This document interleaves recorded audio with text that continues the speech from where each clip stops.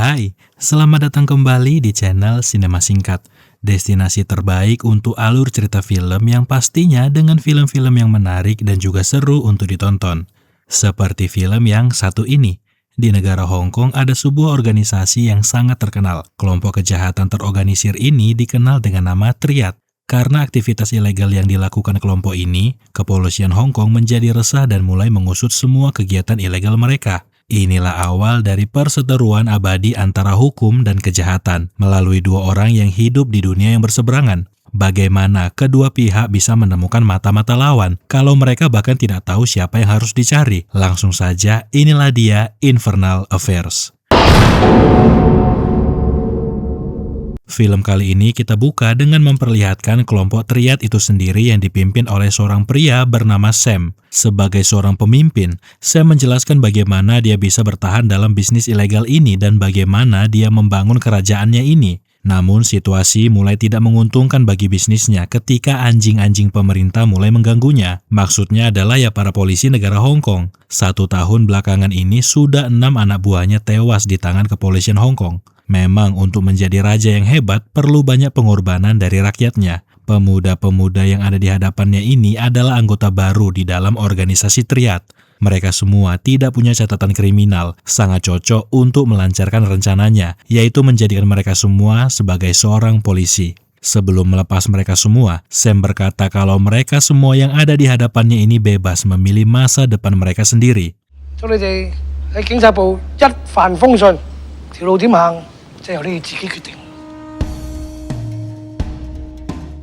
Perkenalkan, dia adalah Lau Kin Ming, atau biasa dipanggil dengan Lau, salah satu kandidat yang paling menonjol di antara yang lainnya. Ya, bisa dibilang dia ini adalah calon lulusan terbaik dari Akademi Kepolisian Hong Kong. Sementara itu di sisi lain, Kepolisian Hong Kong ternyata juga sudah menyiapkan seseorang dari mereka yang akan menjadi mata-mata kepolisian di dunia kriminal Hong Kong. Dia adalah Chang Wing-yan, petugas kepolisian dengan kemampuan analisa yang luar biasa. Di depan Komandan Yip Kim dan juga polisi senior Wong Ching Sing, Yan membuktikan kalau dia adalah kandidat yang cocok untuk misi kali ini. Yan membuktikan seberapa detail dia memperhatikan hal kecil, bahkan kaos kaki senior Wong yang belang pun dia perhatikan.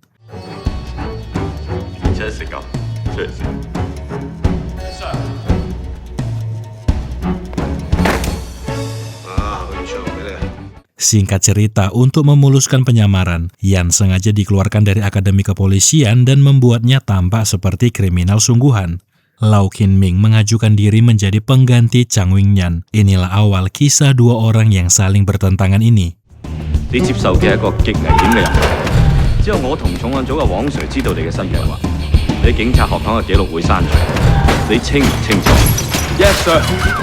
Singkat cerita 10 tahun berlalu, masing-masing dari mereka menjalankan tugas sebagai mata-mata pun dimulai. Berkas Chang Wing-yan sudah dihapus seluruhnya dari satuan kepolisian. Yan kini hidup sebagai kriminal yang sebenarnya ia benci. Hanya senior Wong yang selalu membackup dan menjadi satu-satunya orang yang tahu identitas aslinya. Sebaliknya, karir Lau Kin Ming sebagai seorang polisi sangatlah cemerlang. Dia kini sudah menjadi perwira handal, bahkan memimpin investigasi Triad tanpa ada yang menyadari bahwa dia sebenarnya adalah mata-mata Sam.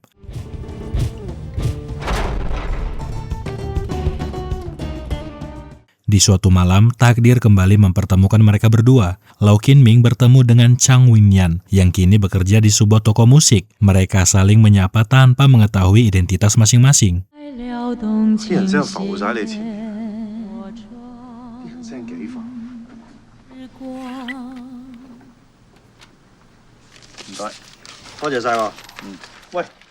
Di suatu hari, kabar duka datang dari Satuan Kepolisian Hong Kong. Komandan Yip Kim meninggal dunia. Dikarenakan statusnya sebagai seorang intelijen, Yan memberikan penghormatan terakhirnya dari kejauhan. Setelah acara perkabungan Komandan Yip tadi, senior Wong bertemu dengan Yan secara sembunyi-sembunyi untuk membahas kemungkinan akan adanya sebuah transaksi narkoba dalam jumlah besar yang akan dilakukan oleh Sam dengan seorang bandar narkoba dari Thailand minggu ini. Dalam pertemuan siang itu, Yan berkata kalau dia sudah mulai bosan dengan penyamaran ini. Akibat dari 10 tahun menyamar, dia kehilangan jati dirinya sebagai seorang polisi. Senior Wong bisa mengerti akan keluhan dari Yen. Dia berjanji jika mereka berhasil mendapatkan bukti konkret keterlibatan Sam dalam transaksi minggu ini, Yan dipastikan akan dipensiunkan dari tugas penyamaran dan akan segera berseragamkan polisi kembali seperti seharusnya, sembari memberikan mikrofon kecil yang nantinya akan digunakan Yan untuk berkomunikasi, dan sebuah arloji, hadiah ulang tahun untuk Wing Yen. 韓心唔收啲批貨，佢哋賣俾第個。啲泰國佬到咗啦。韓心幾時入貨啊？唔知呢個禮拜內。個貨倉喺邊啊？我點 Q 知佢嘅倉喺邊啫？喂，警察冇咁搭水，叫換啲先進啲噶嘛。咦？針孔攝影機啊？ Sementara itu, di sisi lain, kepolisian Hong Kong tengah menangani kasus pemalsuan paspor. Si terduga tidak mau membuka mulut sebelum didampingi oleh pengacaranya. Sialnya hari ini kepolisian tidak dapat menghubungi pengacara si terduga. Nah, disinilah kecerdikan Lau Kin Ming bermain. Dia menyamar sebagai seorang pengacara untuk mendapatkan informasi dari si terduga. Dia yang notabene-nya adalah mata-mata dari triad berkata kalau kakak mau mengirim dirinya untuk menjadi pendampingnya dalam kasus kali ini. Mendengar namamu disebutkan, si terduga mulai percaya kalau orang yang ada di hadapannya ini bisa dipercaya. Dari bawah meja, Lau menyerahkan handphone miliknya supaya si terduga menghubungi keluarganya yang ikut terlibat dalam kasus ini agar segera pergi dari tempat tinggal mereka. 冇哥叫我嚟問你，睇下屋企使唔使幫手喎？嗰個叫你嚟㗎？嗰個親細佬喺嗰度嘅，咪叫佢走咯。自己小心啲嚇。打定電話。得啦，幫我撕晒佢出去。牛頭角長輝工業大廈2樓。 有料啊！ Ya, dari sinilah mereka berhasil melacak jaringan penipuan pemalsuan paspor ini. Aksi cerdiknya ini membuat rekan-rekannya kagum sekaligus curiga. Perwira polisi bernama Billy menanyakan, bagaimana dia bisa mengetahui soal kakakmu? Lau sempat bingung mau menjawab apa. Untungnya dia diselamatkan oleh panggilan telepon. Ya, panggilan itu datangnya dari senior Wong yang berkata kalau malam ini, instansi kepolisian akan lembur karena akan terjadi transaksi besar-besaran antara kelompok triad dengan gembong narkoba dari Thailand. 今晚目標係一個飯。 Senior Wong menjelaskan kalau transaksi akan dilakukan di lantai 3 gedung yang berada di seberang jalan ini. Namun, di mana benda terlarang itu berada masih belum bisa dipastikan keberadaannya. Meskipun demikian, senior polisi Wong punya informan yang akan memberikan mereka instruksi kapan mereka harus bergerak. Dan inilah dia wajah-wajah para tersangka yang sudah mereka incar selama ini. Mereka adalah Hon Sam, Chong Win Yan, pria bernama Del Piero, dan juga Jonathan. Raut wajah Lau Kin Ming berubah ketika mendengar instruksi dari senior polisi Wong. Dengan cepat dia segera beranjak dari tempat duduknya untuk menelepon Sam. Tapi di saat yang bersamaan, senior polisi mengikuti dirinya dari belakang. Sehingga dia pun berpura-pura kalau sedang menelepon ayahnya untuk memberitahukan kalau malam ini dia tidak bisa ikut makan malam. 交錢嘅地點就係喺對面嘅大廈。頭之後，佢哋會同一個泰國嘅賣家交易，但係交貨地點暫時仲未知道。情報科嘅陳永仁、迪路，嗱呢幾個就係今晚嘅主角，今晚最好嘅拉到人啦嚇。我唔得閒翻嚟食飯嚇。不過主要飯呢度食㗎啦。 Singkat cerita, polisi mulai mengawasi kapan tibanya tersangka mereka, yaitu Sam. Kepolisian mulai menyebar dan menyamar di sekitar area gedung tempat transaksi akan dilangsungkan.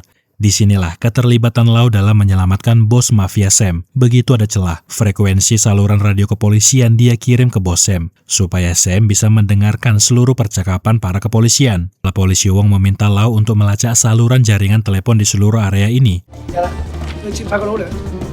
真啊！永生住出去搶呢區打出個電話，韓心同埋斑馬啲手提電話，10分鐘啊，一定出。呢區而家有6500幾個手提電話 connect 咗。 Sementara itu, salah satu anak buah Sam yaitu Jonathan mulai memperhatikan kalau ada yang aneh, sepertinya mereka sedang diawasi.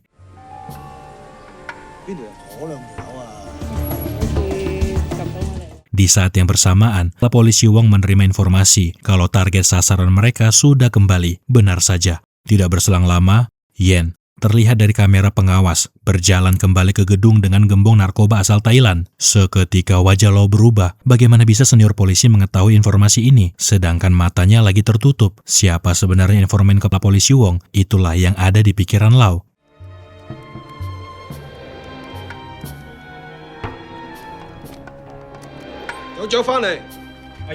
Perkenalkan, dia adalah Sunny, gembong narkoba terbesar di Thailand. Ketika dia bertemu dengan bos Sam, Sunny memberikan sebuah cerutu yang ternyata isinya adalah narkoba. Ketika Yen mencicipi sedikit barang tersebut, dia berkata kalau ini adalah barang yang mantap. Wajah bos Sam sumringah ketika mendengar ulasan dari Yen. Kesepakatan pun terjadi antara kedua bos ini. Bos Sam pun segera menginfokan anak buahnya supaya menjemput barang tersebut.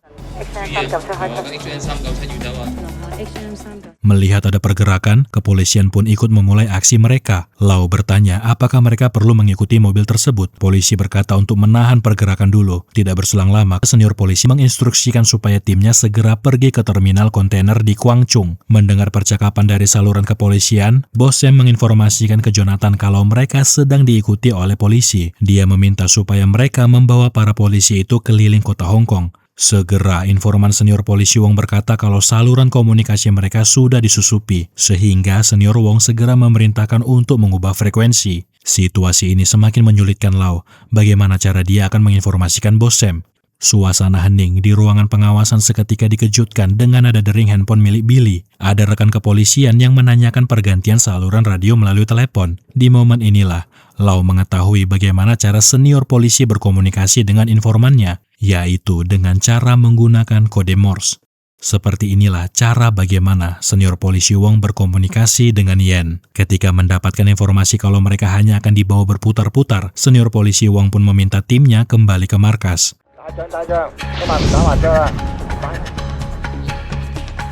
Mengetahui kalau mereka tidak lagi diikuti, Jonathan pun segera menuju pantai tempat narkoba berada. Inilah saatnya, polisian menginformasikan kembali di mana tempat barang terlarang itu berada. Secara diam-diam, Lau pun merekam setiap ketukan jari senior polisi Wong.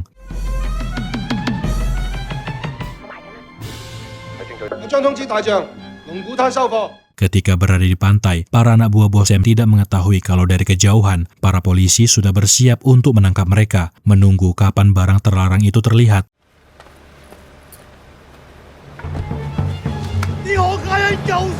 Dan dengan tololnya, Jonathan malah berteriak kalau benarlah mereka membawa barang terlarang itu. Dari balik walkie-talkie, senior polisi berkata supaya seluruh timnya bersiap-siap. Nanti ketika tim yang di pantai menangkap barang bukti, segeralah dobrak ruangan tempat Sam melakukan transaksi.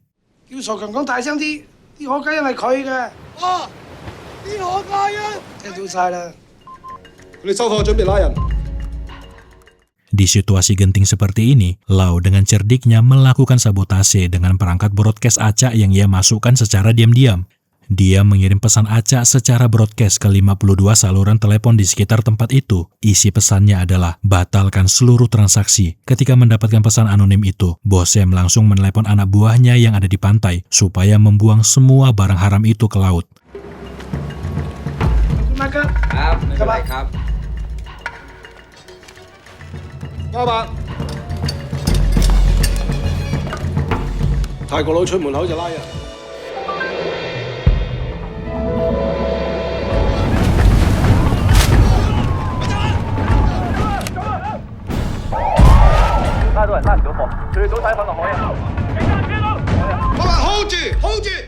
Sesaat situasi di ruangan kepolisian dan ruangan transaksi hening, tim mundur perlahan menunggu instruksi selanjutnya dari senior polisi Wong. Di sisi lain, bos Sam pun mengamuk. Di ruangan ini pasti ada penyeludup yang menginformasikan seluruh transaksi ini. Matanya menatap ke seluruh anak buahnya. Dia juga menatap tajam ke arah Yen dan tangannya yang tergipsum. Ketika Yen mendekat, bos Sam langsung membanting tangannya dan ternyata memang tidak ada apapun yang dia sembunyikan. Karena dengan cerdiknya, Yen menyembunyikan alat komunikasinya di jendela kaca. Di saat yang bersamaan, kepolisian Hong Kong yang dipimpin oleh senior Wong menggerebek tempat transaksi antara Sam dengan si gembong narkoba Sunny. Tanpa ada rasa takut akan hukum yang akan menjeratnya, dengan santainya, Sam menyantap makan malamnya di dalam kantor kepolisian. Seketika, suasana hatinya berubah ketika senior polisi Wong menyinggung soal kerugiannya malam ini. Sam berteriak ke depan wajah senior Wong kalau dia akan mengetahui siapa penyusup di dalam kelompoknya. Begitu juga dengan senior polisi Wong, kalau dia pun akan mengetahui siapa tikus pengerat di dalam satuannya. Untuk saat ini, Sam bisa bebas dari jeratan hukum karena barang bukti tidak berhasil didapatkan oleh pihak kepolisian.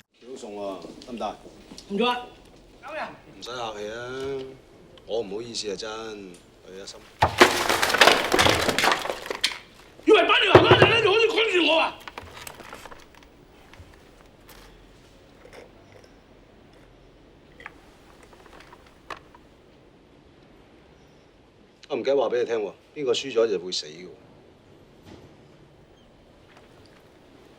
你叫人入去。走。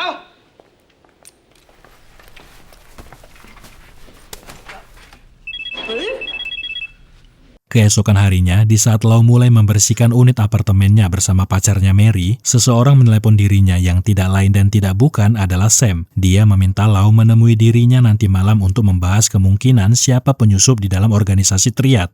我唔理有幾難啦。你將你琴晚身邊嘅人所有資料俾我，真嘅。 Begitu juga dengan senior polisi Wong yang langsung menghubungi Yen, mengajaknya bertemu untuk membahas kemungkinan siapa penyusup di dalam kepolisian Hong Kong. Akan tetapi, hari ini Yan sangatlah sibuk. Dia punya janji temu dengan seorang psikiater. Bertahun-tahun menjalani kehidupan ganda membuatnya hampir gila. Ya, meskipun sebenarnya dia hanya menumpang tidur selama sesi konsultasi tersebut. Sudah 5 bulan, Dr. Lee Sum-yi menangani pasien anehnya ini. Selama 5 bulan jugalah Yan datang hanya untuk tidur di kursi yang menurutnya sangat nyaman. 哇！呢張凳真係冇得頂啊！係5個月啊！講個秘密俾你聽點啊？其實我係差人。我都係。拜拜。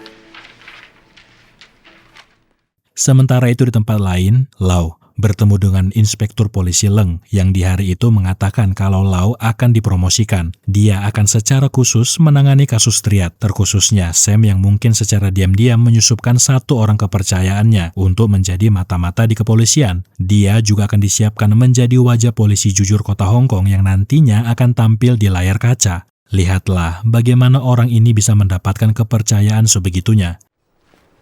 Ah, 係啦，你個係啦，睇嘢要睇遠啲。 Sekembalinya Yan ke persembunyian organisasi Triad, dia melihat rekan-rekan kerjanya terlihat sibuk mengisi data diri untuk asuransi. Secara tidak sengaja, dia melihat Jonathan salah mengeja tulisan bodyguard, sehingga dia bantulah dengan menuliskan bagaimana pengejaan yang benar. Singkat cerita, di malam harinya, pertemuan antara Bos Sam dengan Lau pun dilangsungkan di sebuah bioskop. Bos Sam memberikan berkas data diri seluruh anak buahnya ke Lau untuk dicek satu persatu. Mereka tidak menyadari kalau di bangku belakang, Yan diam-diam mengikuti Bos Sam dan menjadi saksi pertemuan ini. Namun, Yan tidak bisa melihat jelas siapa orang yang menjadi mata-mata kepolisian. Ketika sosok misterius itu pergi meninggalkan ruangan bioskop, Yan pun ikut beranjak dari tempat duduknya dan mulai mengikuti Lau. Lau mempercepat langkahnya, sepertinya dia tahu kalau dia sedang diikuti.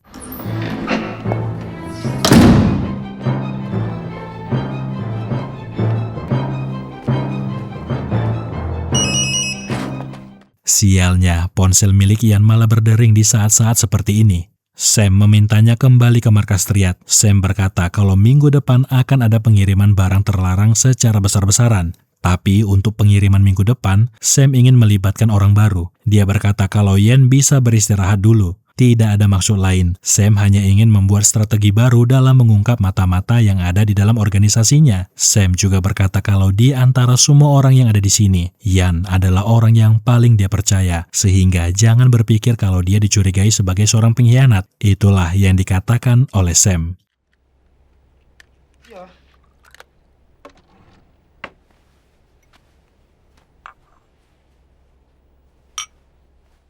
Keesokan harinya, situasi di kantor kepolisian menjadi sedikit tegang ketika Lau tiba. Ya, mereka sudah tahu kalau mulai hari ini, Lau sudah dipromosikan, dan kehadirannya di hari ini membuat rekan-rekan kepolisian sedikit khawatir, karena sekarang mereka semua dicurigai sebagai seorang mata-mata Triad. Senior polisi Wong berkata kalau 2 hari yang lalu informannya hampir saja menangkap mata-mata itu. Sialnya dia malah kehilangan jejak. Tapi tenang saja, intinya mereka harus tetap mengawasi pergerakan Sam. Kepolisian Hong Kong pasti akan menangkap Sam beserta mata-matanya itu. Ada perasaan aneh yang timbul di dalam hati Lau ketika melihat tanda pengenal miliknya. Jalan mana yang harus dia pilih? Keadilan atau kejahatan? Informasi yang dia terima sebelumnya mengganggu pikirannya. Ya, informan senior polisi Wong hampir saja mengetahui identitas dirinya. Senior Wong dan informannya itu sangat mengganggu pikirannya. Dia harus segera mencari cara lain karena kini status penyamarannya mulai terbongkar.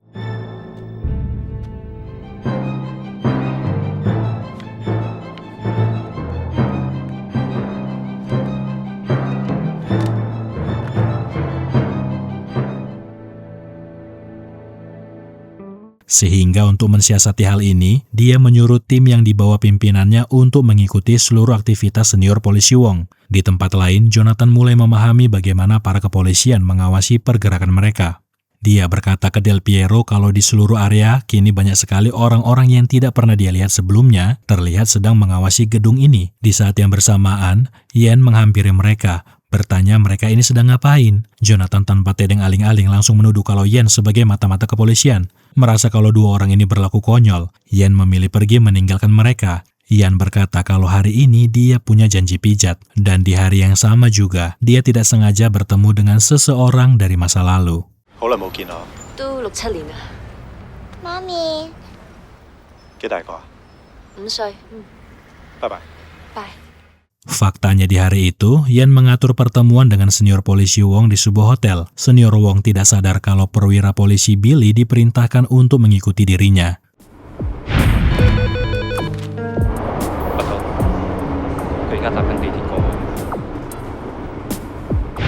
keep 住啊！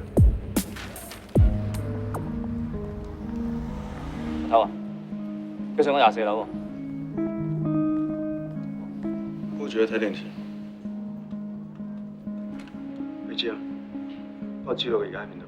Pertemuan antara senior polisi Wong dengan Yen untuk membahas kapan dan di mana tempat pengiriman akan dilakukan. Yen juga menyampaikan informasi kalau dia belum tahu siapa mata-mata dari Triad, tapi yang pasti hanya menunggu waktu sampai mereka saling bertemu satu dengan yang lainnya. Di saat yang bersamaan juga, Yen malah menerima telepon kalau bos Sam sudah menemukan siapa mata-mata dari kepolisian itu. Tidak berselang lama, seluruh anggota Triad tiba di hotel tempat pertemuan senior Wong dan juga Yen. Melihat itu, Billy pun melaporkan ke Lau kalau seluruh anggota Triad kini berada di sekitar hotel.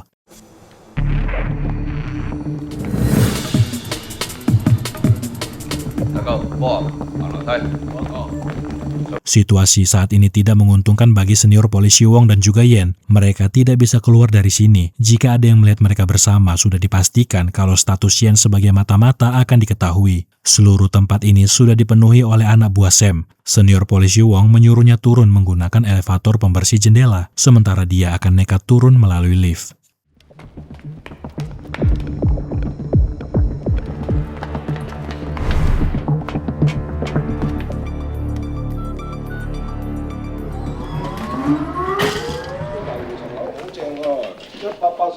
Namun sialnya, para anggota Triad mengenali wajah polisi Wong, dan yang terjadi adalah 兜翻過去大嘅正門啦。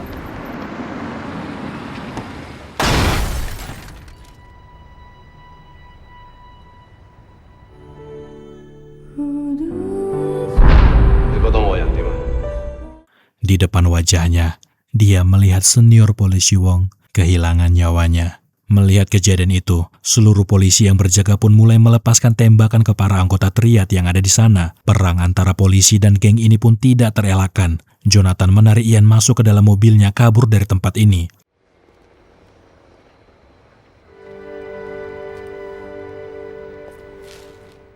Jonathan membawa Ian ke tempat yang aman untuk mereka. Selama di perjalanan, Jonathan tidak memberitahukan kalau perutnya terkena tembakan.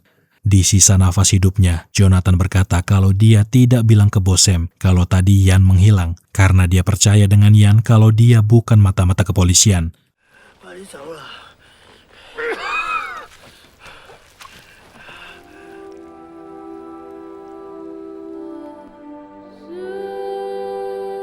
Berita tentang kematian senior polisi Wong pun menjadi headline berita. Berita ini membuat satuan kepolisian berkabung. Inspektur kepolisian Cheng mengamuk karena hal ini. Ditambah lagi dia mengetahui informasi kalau seluruh keberadaan polisi di hotel adalah perintah dari Lau. Apa alasan dia mencurigai senior polisi Wong? Selama hidupnya, senior polisi Wong berusaha menghancurkan Triad. Kalau saja Lau tidak mengambil langkah konyol tersebut, pastinya senior polisi Wong masih hidup. Ya, dengan berbesar hati, Lau pun meminta maaf karena tindakannya itu. Ketika ada kesempatan, Lau menelepon bos Sam. Kenapa dia harus melakukan tindakan seperti itu? Tingkah kekanak-kanakan bos Sam ini membahayakan statusnya di kepolisian. Tapi dengan santainya, bos Sam berkata kalau senior polisi Wong selalu membuatnya kesal. Dia memang harus mati. Kembali lagi, muncul perasaan aneh di dalam diri Lau ketika melihat lencana milik senior polisi Wong. Rasa penasaran akan informan senior polisi Wong pun muncul menguasai dirinya. Handphone milik senior Wong yang kini menjadi barang bukti dia sentuh. Nomor panggilan terakhir di handphone ini dia hubungin kembali. Di lain sisi, wajah Yan seketika berubah ketika membaca nama yang ada di layar teleponnya. Awalnya dia tidak mau menggubris panggilan itu, tapi nada dering teleponnya berbunyi kembali. Masih dengan rasa ragu, dia pun mengangkat panggilan itu. Dari balik telepon, dia mendengar suara ketukan kode Morse seperti yang selama ini dilakukan oleh senior Wong.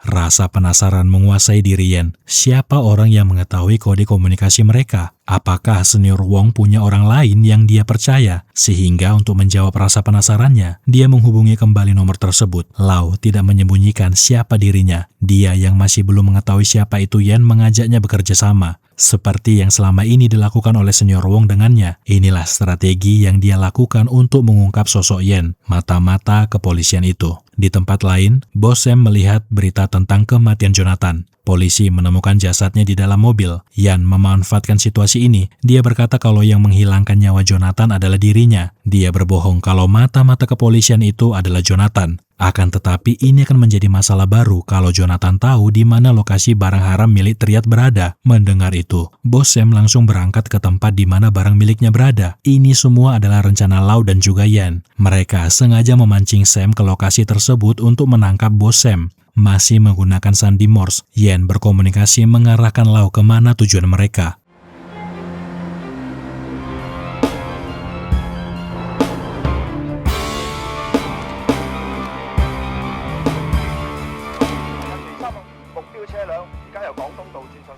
Barang haram itu disembunyikan oleh Bos Sam di sebuah bangunan parkir mobil. Dan ketika barang itu sudah berada di dalam mobil yang dikendarai oleh Bos Sam, kepolisian yang dipimpin oleh Lau segera bergerak untuk menangkap Bos Sam.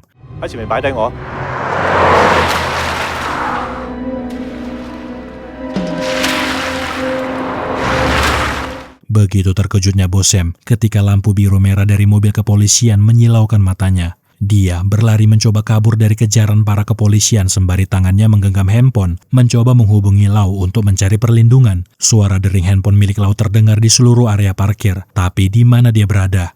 Kenapa Lau tidak melindungi dirinya? Dari ujung lorong parkir, Lau berdiri menunjukkan dirinya ke hadapan Bos Sam. Jika kalian ingat ketika Lau masih muda, Bos Sam pernah berkata kalau mereka semua bisa memilih masa depan mereka sendiri. Dan inilah masa depan yang dipilih oleh Lau. Bukannya menyelamatkan dia dan kerajaan narkoba miliknya, Bos Sam malah membentuk Lau menjadi malaikat kematiannya. Pujian dan hormat didapatkan Lau, seluruh satuan kepolisian memuji dirinya, dan pada akhirnya dia bertemu dengan Yan, sosok informan senior Wong. Tanpa ada rasa curiga terhadap Lau dan masih belum mengetahui kebenaran identitas Lau, Yan berkata kalau dia ingin pensiun dari Badan Intelijen Kepolisian Hong Kong. 10 tahun adalah waktu yang cukup menjadi bayang-bayangan kepolisian. Lau pun mengiyakan keinginan Yan itu. Sesaat setelah meninggalkan ruangan, mata Yan terfokus ke sebuah dokumen yang sepertinya pernah dia lihat sebelumnya. Ya, dokumen dengan tulisan tangannya. Disinilah dia baru mengetahui siapa mata-mata Triad itu.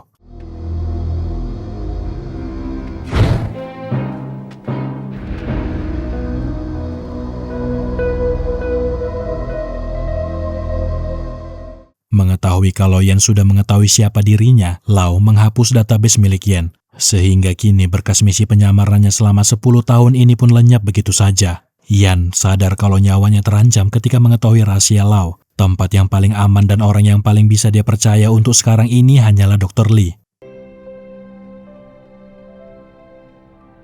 Sementara itu, kejatuhan karir Lau sepertinya sudah di depan mata. Di hari itu, pacarnya mengatakan kalau pagi tadi ada seseorang dari toko musik datang ke apartemen mereka dan memperbaiki sound system milik Lau. Pria itu juga memberikan mereka sebuah CD, ya sebuah rekaman percakapan antara Bos Sam dengan Lau. Rekaman itu ditemukan Yan di ruangan kerja Bos Sam. Ternyata Bos Sam juga sudah punya rencana cadangan jika situasi tidak berpihak kepadanya. Sayangnya dia sudah mati duluan sebelum rekaman itu dia beberkan ke publik. Yan langsung menghubungi Lau. Dia ingin menemui dirinya di atas hotel tempat senior polisi Wong kehilangan nyawanya. Dia akan memberikan rekaman itu jika Lau mengembalikan identitas dirinya. Dengan jiwa kesatria, Lau datang sendiri ke atas gedung hotel. Namun dia yang kurang awas tidak menyadari Yan yang muncul dari belakang sembari menodongkan pistol ke arahnya. Di momen ini, Lau berkata kalau tolong beri dia kesempatan memperbaiki semua ini.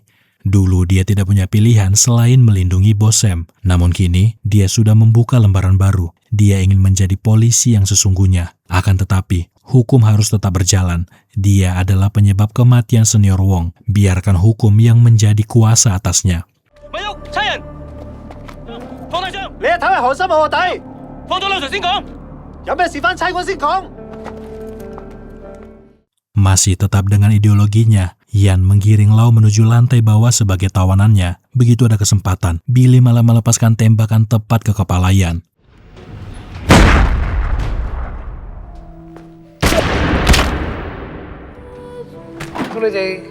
Kenapa Billy melakukan ini semua? Karena dia juga bagian dari triad. Dia adalah mata-mata bos Sam, namun karirnya tidak secemerlang Lau, sehingga dia ditugaskan menjadi bayang-bayang Lau. Ekspresi wajah Lau menunjukkan kalau dia masih belum bisa memproses semua ini. Billy berkata kalau dia akan mengurus file rekaman Sam.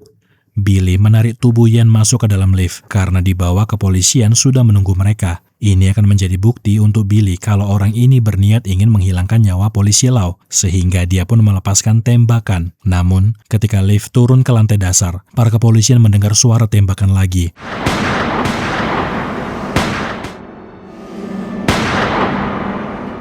Begitu pintu lift terbuka, kini ada dua tubuh yang sudah tidak bernyawa. Ya, Lau menghilangkan nyawa Billy. Dia tidak ingin siapapun mengetahui siapa dirinya sebenarnya. Bahkan Billy sekalipun yang selama ini melindungi dirinya. Lau bersaksi kalau Billy adalah mata-mata bos Sam. 6 bulan setelah peristiwa penembakan itu, Dr. Lee menemukan bukti identitas asli Yan yang dimakamkan tepat di sebelah makam polisi Wong.